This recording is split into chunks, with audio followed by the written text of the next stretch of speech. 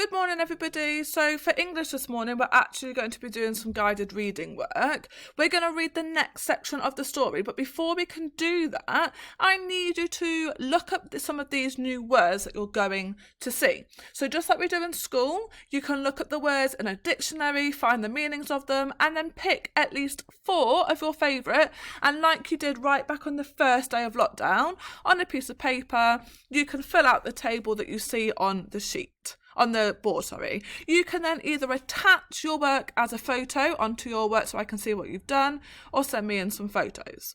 Once you've done that, what I need you to do is read the story up to page 34. You can see at the top it says up to page 34 because we need to know the next part of the story. Now, the other day I sent you up to page 23, so you can read from pages 23 to 34, or if you'd really like to, you can start at the beginning again and read up to page 34. It won't take you too long to do that because the story starts on page 13 anyway. So it's not like you're starting on page 1. So I need you to pause now, fill in the vocabulary sheets, read up to page 34, and then come back for the activity. So once you've read up to page 34, we're going to use our retrieval skills and our choice skills to think about the author's use of language and to retrieve it to fit into the table you can see on the screen. So in the sections, and Beowulf is introduced around page 23, 24, Beowulf is introduced. And you can see I put a little bit of an extract at the top. Although when Beowulf came, it was clear that he came in peace, he still looked fierce. Can you collect evidence to show how the author portrayed their fierceness, but also that Beowulf was coming in peace and he wasn't coming to attack?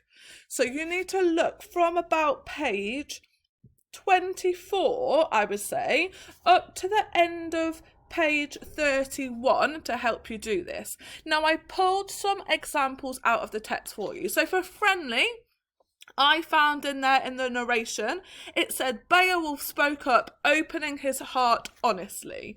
And I've decided the word honestly is friendly because he's not going to lie to the people that he's going to meet. He's going to speak open and honestly and be truthful with them.